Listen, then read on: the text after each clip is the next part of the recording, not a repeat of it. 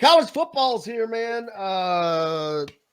Mentioned Louisville. They looked not good. That was a little surprising how they lost.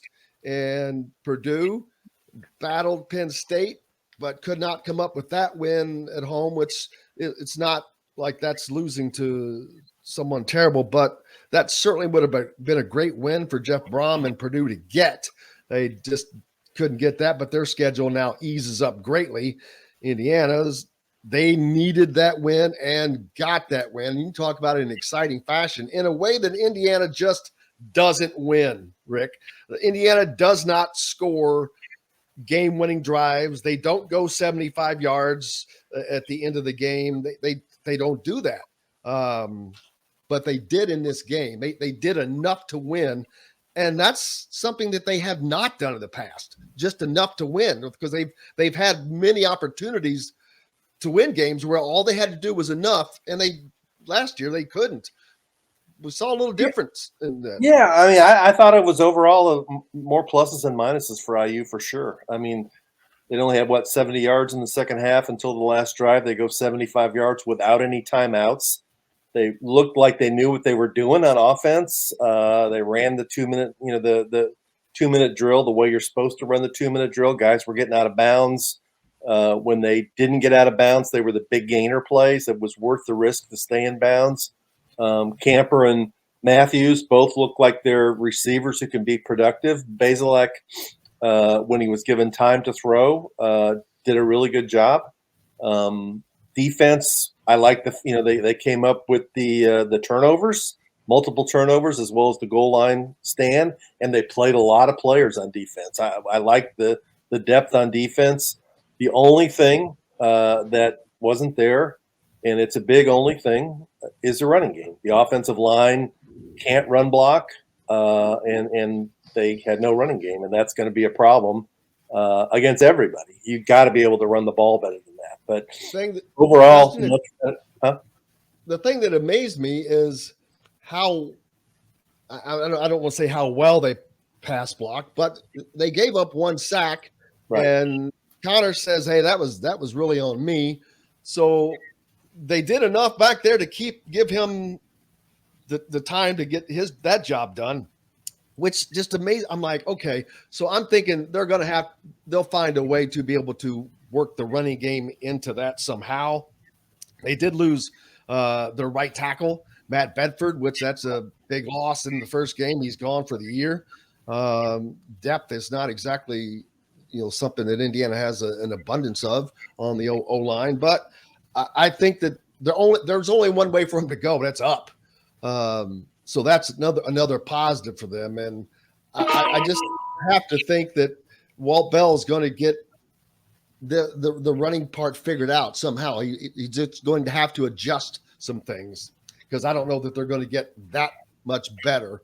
It's going to take more adjustments than improvement.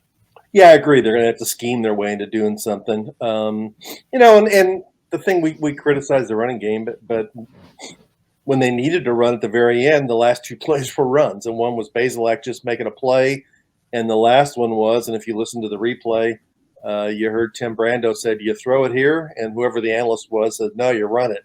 And they did run it right up the middle with Shivers, and he got the yard against Illinois. So when they really had to get the yard, they did.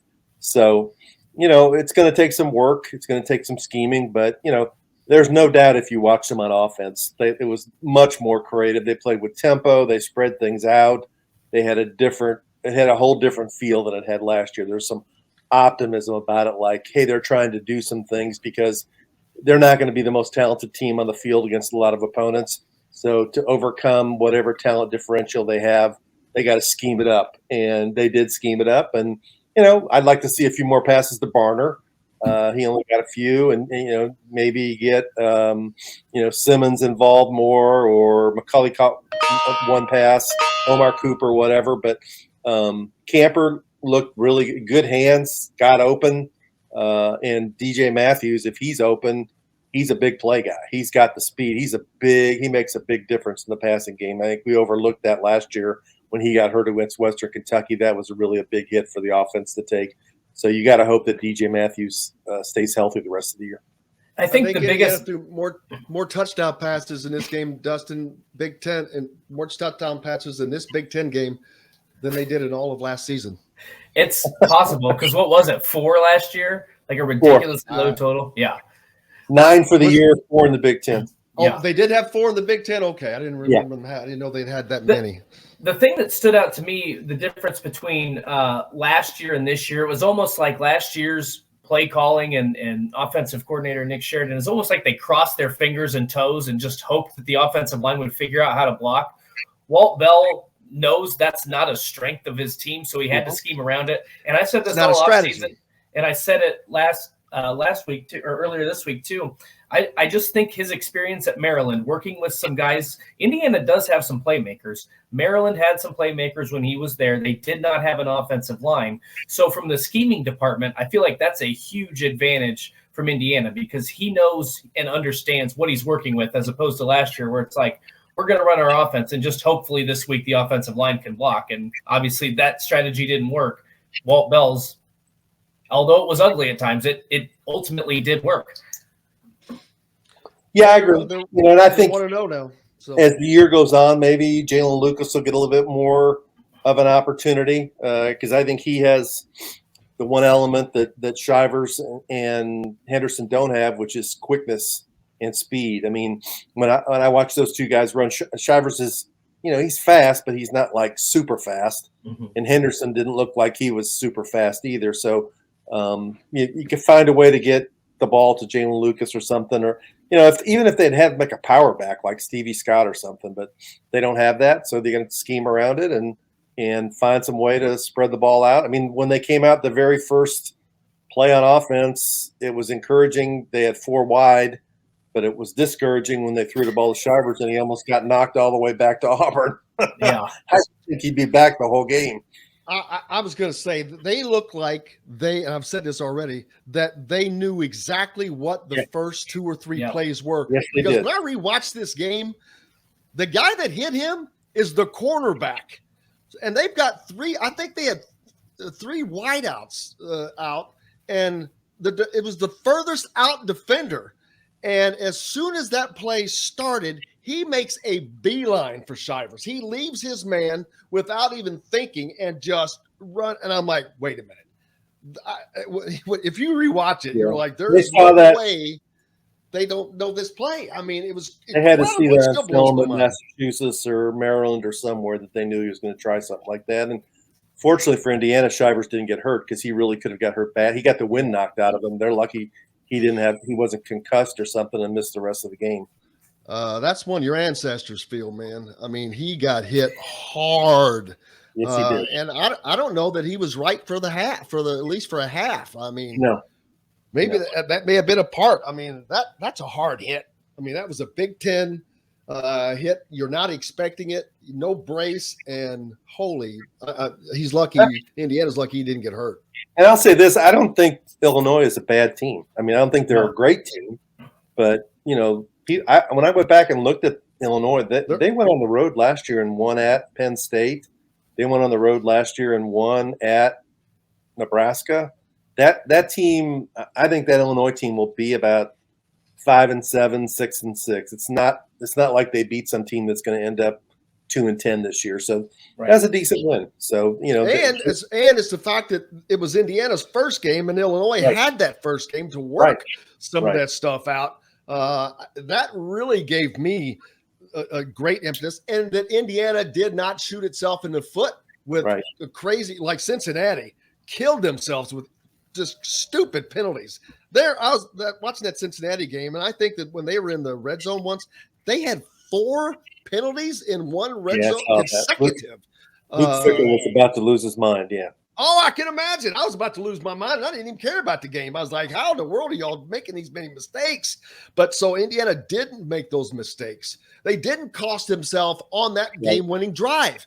And that's what Indiana has done throughout the history. They didn't. It was a different look. Was it the prettiest? Nope. But guess what? They got the win, and it was an important win. Very important.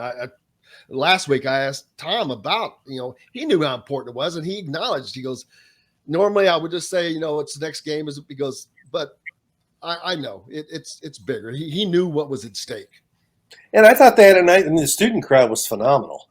and I they was- stayed. The ones that stayed were great. Right. But I mean, what they projected 42, they had 44. Considering what that team did last year, and considering it was a high school football night, I thought the crowd And was, a race. Yeah, 2 high school football games in Bloomington, and their speedway was still going apparently when people got home from the game. it was an encouraging crowd for Indiana. It really was, and I have to salute the students in that. When the game started, I mean they had that whole, what that be the northeast corner of the stadium full. Oh yeah. And a lot of them left at halftime, but more of them stayed, and I think a few even came back in the fourth quarter to watch the. I think so, because there was definitely absolutely more than normal, but I was fortunate to be on the field there for those last few minutes, and it mattered. If they didn't have that crowd, I mean, Illinois only had the ball for 23 seconds, but hey, they only needed 3 points. I will say Indiana did get some luck that they normally don't get. That touchdown Illinois didn't get, that was a touchdown. There's no question about that. So, but hey, it's a positive start, and now they'll get to go. Should be able to get to easily go 3-0 before they head to Cincinnati and take on this Luke Fickell team. With which, who knows by then what this team will look like. That could be a hell of a game again. Yeah, it could be. I mean, they just got to take care of business against Idaho and Western Kentucky. That I saw that Idaho lost to Washington State 24-17 on the road. So I think the game won't be as one-sided as it was last year. And then Western blew out Hawaii. Now Hawaii's terrible. But Western's off this weekend, so Western has an extra week to prepare. So the next two, you've got them both at home. You need to win them both. You need to hopefully win them well enough that you can get a lot of guys in and play and build up your depth, especially on the offensive line. It's obvious now that a lot of the young freshmen and redshirt freshmen on the offensive line are going to have to play. If you want to have an opportunity and you're an offensive lineman at Indiana and you're any good, this is your chance.